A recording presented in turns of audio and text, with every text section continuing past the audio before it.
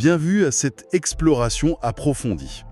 Alors aujourd'hui, on va parler de Christine Lagarde, la présidente de la Banque Centrale Européenne. Oui, une figure absolument incontournable. Incontournable. Et puis, on la connaît pour avoir été souvent la première femme à occuper des postes vraiment clés.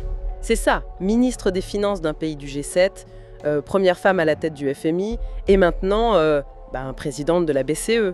Un parcours assez exceptionnel, qui la place vraiment au cœur de la machine économique en Europe.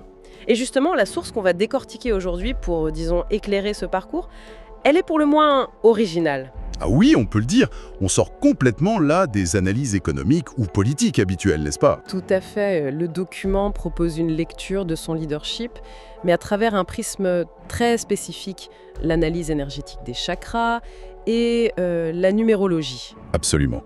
C'est une approche, très particulière. Et notre but ici, soyons clairs, c'est pas de valider ou d'invalider ces méthodes, hein. Non, bien sûr. L'idée, c'est de comprendre la logique interne de cette analyse, telle qu'elle est présentée dans le document. Voilà. Essayez de voir comment cette source tente de décrypter les forces, les défis de Christine Lagarde, mais d'une manière radicalement différente. Exactement. Et la thèse centrale qui en ressort, elle est assez frappante, je trouve. Ah oui? C'est-à-dire?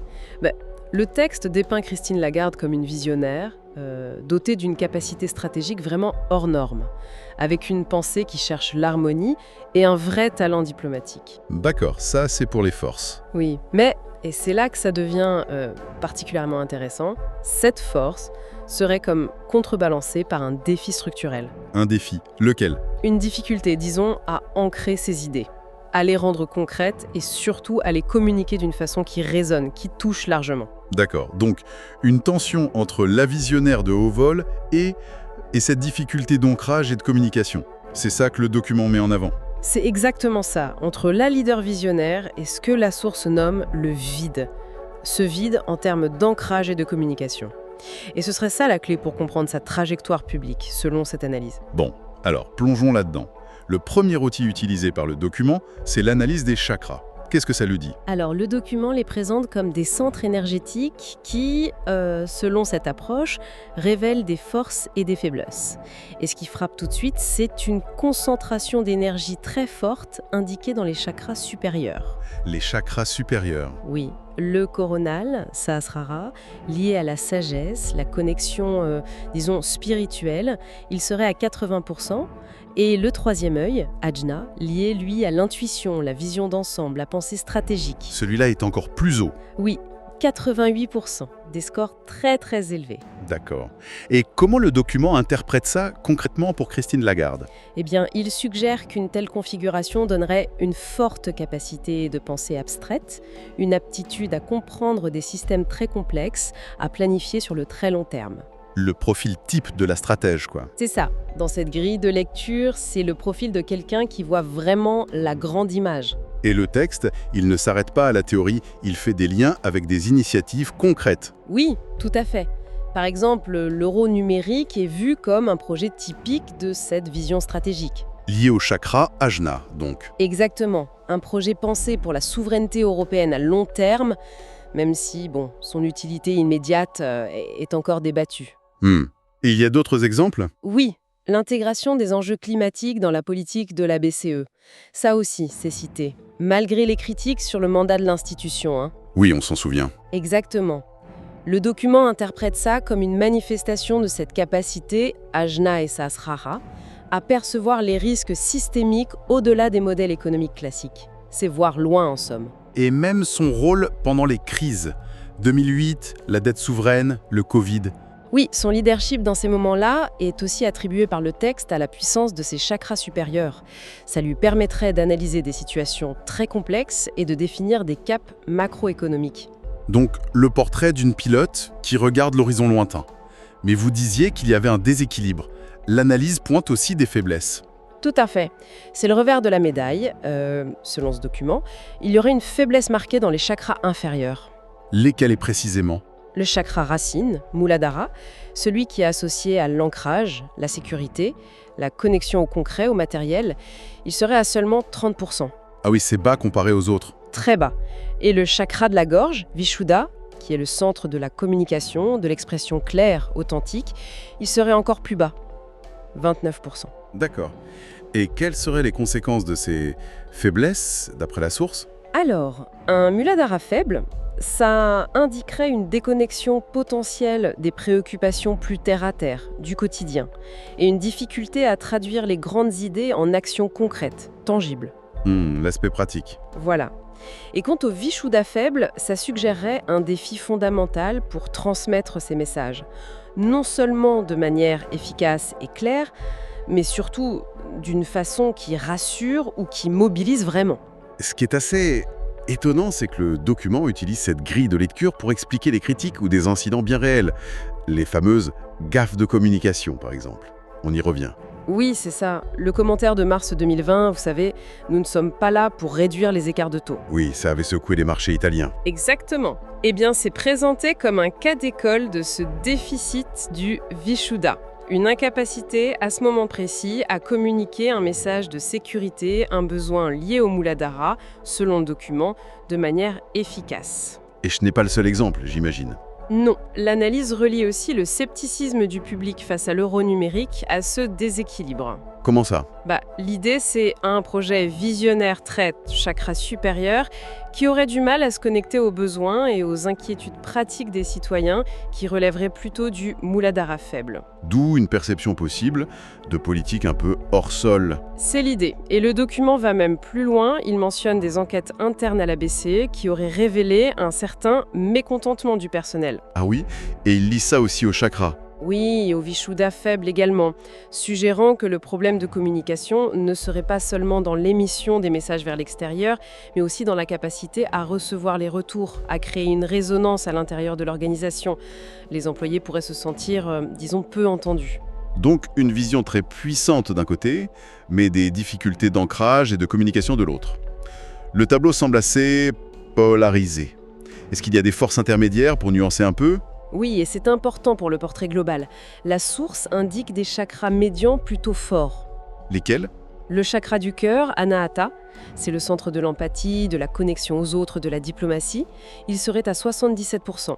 Ah, c'est élevé ça ? Oui. Et le plexus solaire, Manipura, qui est le siège du pouvoir personnel, de la volonté, de la confiance en soi, serait à 62%. C'est pas mal non plus. D'accord. Et là aussi, le document essaye de relier ça à des aspects concrets de sa carrière. Ses compétences diplomatiques, par exemple, qui sont souvent louées. Exactement. La forte énergie Anahata expliquerait, selon cette perspective, ses talents reconnus pour bâtir des consensus. Le document utilise même le terme légendaire. Carrément. Oui. Une compétence jugée essentielle, par exemple, pour redresser le FMI après le scandale DSK ou pour gérer les tensions au sein du Conseil des gouverneurs de la BCE, qui est souvent divisé, on le sait. Et le plexus solaire fort, ça jouerait sur quoi ? Ça alimenterait sa détermination, sa résilience, sa confiance en elle. Des traits souvent notés par les observateurs et considérés comme clés dans son ascension, surtout dans des univers très compétitifs et, disons-le, assez masculins. Oui. Et la combinaison des deux, cœur et plexus solaire, expliquerait aussi, d'après le texte, la force de conviction avec laquelle elle défend certaines causes, comme l'égalité homme-femme qu'elle présente comme un impératif économique autant que moral. Donc ce qui ressort de cette première partie sur les chakras, c'est une forme de paradoxe en fait. Une stratège brillante, capable de négocier au plus haut niveau grâce à l'empathie. Oui, grâce à cette Anahata fort. Mais qui peut trébucher sur la communication plus large, plus directe. Comment le document explique ça ? Justement par cette polarisation. L'idée avancée, c'est que dans une négociation structurée, entre pairs, sa force diplomatique, l'Anahata fort, pourrait comme compenser sa faiblesse de communication pure, le Vishuddha faible. Elle utiliserait l'empathie, la recherche de consensus pour arriver à ses fins. D'accord. Mais dans une communication de masse qui demande de la clarté, de la résonance, un ancrage immédiat, là, la faiblesse du Vishuddha et du Muladhara se manifesterait plus crûment. C'est l'hypothèse du document pour essayer de réconcilier ces deux images, la diplomate brillante et la communicante parfois maladroite. Intéressant comme tentative d'explication. Voyons si l'autre outil utilisé par la source, la numérologie, apporte un éclairage qui va dans le même sens ou qui diffère. Le document se base sur sa date de naissance, le 1er janvier 1956. Oui, en utilisant une méthode spécifique, la matrice psychologique ou carré de Pythagore. Et le point qui saute aux yeux, selon l'analyse présentée, c'est la présence de 3 chiffres 1 dans sa date. 3-1, 0-1, 0-1, 1956. Oui, 1, 1 et encore 1 dans 1956. Et en numérologie, d'après ce que dit le document, le 1, ça symbolise le leadership, l'indépendance, l'ambition, l'esprit pionnier. Et le fait qu'il y en ait 3, ça change quelque chose. Ah oui, cette triple répétition, ça amplifierait considérablement ces caractéristiques. On parle alors de volonté de faire, de détermination très forte, d'une capacité à tracer sa propre voie. Un lien avec son parcours de première femme? Le texte y voit un reflet direct, oui. Mais il note aussi le revers possible. Un ego potentiellement fort, une tendance peut-être à l'autoritarisme ou à vouloir agir seul. D'accord. Il y a d'autres chiffres importants? Oui, le document mentionne aussi la présence du 9 pour l'idéalisme, l'humanisme, du 5 pour la liberté, le besoin de changement, et du 6 pour la responsabilité, le sens du devoir. Tout ça viendrait nuancer et complexifier ce profil de leader basé sur le triple 1. Le texte parle aussi de flèches dans cette matrice numérologique. Qu'est-ce que c'est que ça? Alors les flèches, c'est des alignements de chiffres qui sont présents ou au contraire absents. Et le document identifie d'abord la présence de la flèche de la détermination. Composé de quels chiffres? Les chiffres 1, 5 et 9 qui sont tous présents et alignés dans sa matrice. Ceci est interprété comme un signe de persévérance hors norme, de patience stratégique, d'une capacité à tenir bon face aux obstacles. Une qualité qu'on peut lui reconnaître dans sa gestion des crises, oui. Exactement, ou dans sa promotion de réformes de long terme.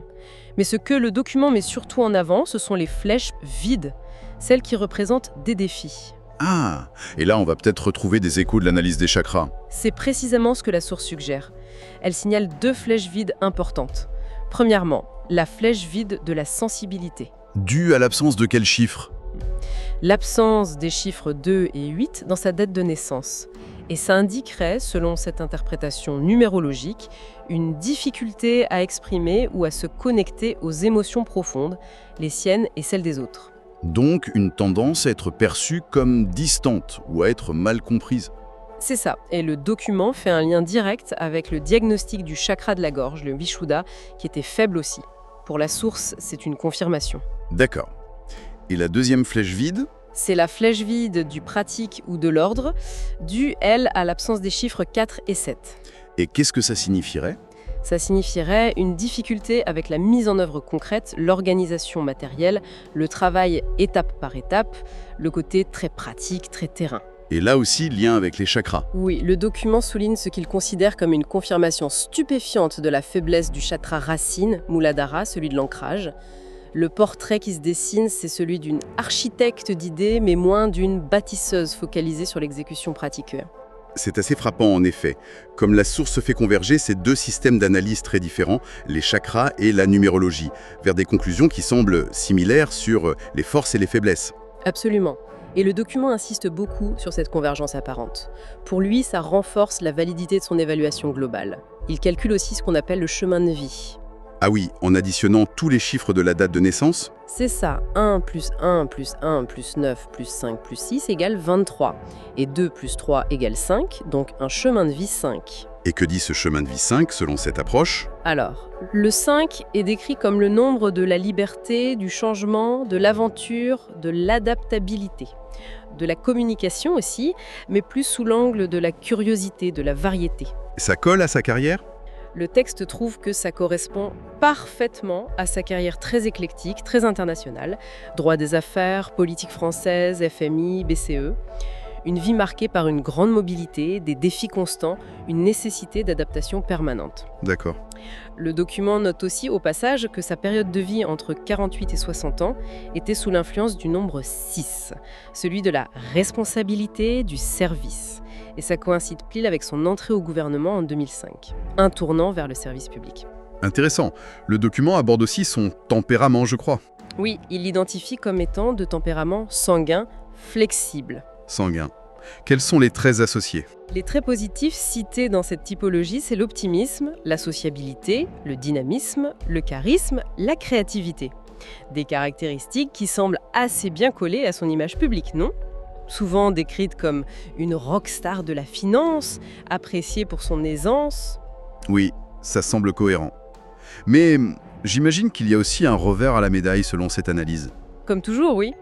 Les défis potentiels du tempérament sanguin, tels que décrits dans la source, ce serait l'impulsivité, une certaine difficulté avec la routine, les tâches répétitives et peut-être un besoin d'attention ou de reconnaissance. Et l'impulsivité, ça fait écho à quelque chose. Oui, le texte la relie explicitement à ses erreurs de communication passées. Le surnom Madame la Gaffe, attribué par la presse française, est d'ailleurs mentionné. Donc cette impulsivité pourrait être le déclencheur qui active la faiblesse de communication identifiée via le chakra de la gorge. C'est exactement le lien que fait le document. Il suggère que l'impulsivité sanguine pourrait court-circuiter la prudence et activer cette faiblesse latente du Vishuddha. Il pointe aussi qu'une possible impatience face aux détails très techniques pourrait être une source de friction dans une institution comme la BCE, qui est par nature très, très technique. Le texte lui attribue aussi une personnalité passionnée et un intellect de pensée harmonieuse. Comment ça s'articule avec le reste? Alors, la passion, ça expliquerait l'intensité, la ferveur de son engagement pour des causes qui lui tiennent vraiment à cœur. On a parlé de l'égalité des genres ou de l'action climatique. D'accord. Et la pensée harmonieuse? Ça, ce serait plutôt l'outil cognitif, la compétence intellectuelle qui lui permet de chercher l'équilibre, de synthétiser des points de vue divergents, de construire des consensus. C'est ce qui lui permettrait par exemple de naviguer entre les faucons et les colombes au sein de la BCE. Le côté diplomate, encore une fois. Exactement. Un dernier élément d'analyse qui est mentionné, c'est l'équilibre yin-yang. Ah oui, qu'est-ce que ça dit? La source calcule un déséquilibre avec une énergie yang associée au masculin, à l'action, la logique, l'extériorisation, qui serait dominante sur l'énergie yin associée au féminin, la réceptivité, l'intuition, l'intériorisation. Et il y a des chiffres? Oui, le ratio donné c'est yang 191 contre yin 147. Cette prédominance yang est vue comme le moteur de sa carrière, l'énergie qui pousse à agir, à décider, à prendre les commandes. Mais un excès de yang peut aussi avoir des inconvénients, j'imagine, toujours selon cette grille de lecture. C'est ce que suggère le document, oui. Un excès de yang pourrait conduire à un style de leadership perçu comme trop directif, peut-être manquant d'écoute ou de sensibilité, voire autoritaire. Et le texte fait un lien avec? Il y voit une explication énergétique plausible aux critiques internes qui ont été rapportées par certaines enquêtes à la BCE, pointant un style de management jugé parfois autocratique. Ce qui contraste fortement avec son image externe de diplomate habile, comme on l'a dit. Exactement, c'est ce paradoxe. Et comment le document tente-t-il de résoudre cette contradiction apparente entre la diplomate vue de l'extérieur et la manager parfois perçue comme autocratique en interne? Il propose une distinction assez intéressante, je trouve. Son intellect serait naturellement porté vers l'harmonie, c'est une compétence, un outil stratégique qu'elle déploie consciemment, D'accord. mais son énergie fondamentale, son élan naturel, serait majoritairement yang, donc orienté vers l'action, la direction. Donc selon le contexte. Voilà. Dans une négociation entre égaux, comme au Conseil des gouverneurs, elle utiliserait son intellect harmonieux pour atteindre un objectif commun. Mais dans une relation hiérarchique avec ses équipes, son énergie yang plus directive pourrait prendre le dessus plus spontanément. Alors, si on essaie de rassembler un peu tout ça, chakra, numérologie, tempérament, yin-yang, comment le document applique ces éléments pour comprendre les actions et les défis actuels de Christine Lagarde? Reprenons l'exemple de l'euro numérique, vous disiez que c'était une bonne illustration. Oui, le texte le présente vraiment comme l'étude de cas parfaite de sa thèse. D'un côté, la vision stratégique à long terme, qui viendrait des chakras supérieurs forts et de l'énergie de changement du chemin de vie 5, c'est le moteur du projet. Et de l'autre côté? De l'autre côté, le vide, c'est-à-dire les faiblesses identifiées. Les chakras inférieurs, Muladhara et Vishuddha, et les flèches vides numérologiques, comme celle du pratique. Et ça expliquerait les obstacles rencontrés. C'est-à-dire concrètement? Le manque d'utilité pratique immédiatement perçu par le grand public serait lié au faible ancrage, Muladhara, la difficulté à construire un récit convaincant, à communiquer clairement les bénéfices, à rassurer sur les risques, ça serait lié à la faiblesse de communication, Vishuddha. Et le côté abstrait du projet? Ça, ce serait le reflet de la flèche du pratique vide. C'est comme si l'architecte avait dessiné une cathédrale magnifique, mais peinait à expliquer comment et pourquoi construire les fondations aujourd'hui, quoi. Je vois l'idée. Le document revient aussi sur ce paradoxe de perception entre l'externe et l'interne, j'imagine. Oui, Il oppose la diplomatie externe réussie, l'exemple cité est l'accord obtenu sur l'instrument TPI de la BCE pour contrer la spéculation, Oui. à la perception interne, parfois négative, autocratie, agenda personnel. Et cette dernière serait expliquée par les défis qu'on a vus, yang dominante, triple 1 potentiellement égotique, besoin d'attention du sanguin. Il y a même une succession sur ses passions. Oui, le texte suggère que sa passion affichée pour des sujets comme le climat ou l'égalité, même si elle vient d'une motivation sincère, passionnée et chiffre 9 fidéliste, pourrait être perçue en interne comme une sorte de distraction par rapport à la mission centrale de lutte contre l'inflation, surtout en période de crise inflationniste. D'accord. Et face à la situation actuelle, la polycrise, comme on dit, croissance faible, inflation, tension géopolitique, comment cette analyse évalue ses capacités à naviguer dans ces eaux troubles? L'évaluation est nuancée. Du côté des forces, sa vision à long terme, chakra supérieur, sa détermination, flèche 1, 5, 9, sa grande capacité d'adaptation, chemin de vie 5, et ses compétences diplomatiques, anahata, sont vues comme des atouts majeurs. Pour gérer les grands changements et maintenir une unité? Oui, pour gérer les changements structurels et maintenir une forme d'unité européenne sur la politique monétaire, par exemple. Mais il y a les vulnérabilités identifiées. Qui restent les mêmes? Principalement, oui. Ce manque d'ancrage et de communication efficace, chakra inférieur, flèche vide, s'est pointé comme la vulnérabilité majeure. Avec quel risque? Dans un environnement économique très volatile, une communication mal calibrée, on l'a vu, peut avoir des effets déstabilisateurs importants.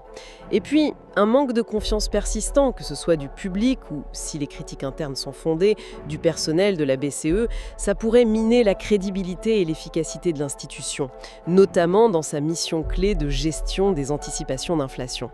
En conclusion alors, comment ce document dépeint-il Christine Lagarde et son possible héritage? Quel est le portrait final? Il la dépeint vraiment comme une architecte visionnaire, une figure dont l'impact sera potentiellement lié aux grandes transformations structurelles qu'elle initie ou qu'elle accompagne. Comme la finance verte, le numérique? Voilà, une finance qui intègre le risque climatique, la possible émergence d'une monnaie numérique européenne, la promotion d'une économie plus inclusive. C'est l'image d'une bâtisseuse de cathédrale, pour reprendre la métaphore. Mais avec une mise en garde importante, cependant. Oui, une mise en garde centrale. L'analyse présentée insiste sur le fait que son défi majeur, peut-être même sa leçon de vie selon cette grille de lecture, réside dans sa capacité à combler le fossé. Le fossé entre cette vision ambitieuse et sa traduction concrète, tangible, bien communiquée et surtout acceptée et portée par les autres. Son histoire illustrerait un risque. Selon cette perspective, oui. Qu'une vision, aussi brillante soit-elle, risque de rester inachevée si elle manque d'un ancrage solide et de relais de communication efficaces. Son succès final, toujours d'après ce document, dépendrait moins de la seule pertinence de ses plans que de sa capacité à vraiment inspirer et mobiliser les énergies pour construire avec elle. Voilà qui clôt notre exploration de cette source très singulière. Une perspective pour le moins inhabituelle sur une personnalité publique de tout premier plan. Et ça invite quand même à réfléchir aux multiples facettes du leadership et à la manière dont on peut tenter de les décrypter, non? Absolument. Le document suggère cette tension fondamentale entre la pensée de haut niveau et la connexion au réel, au concret.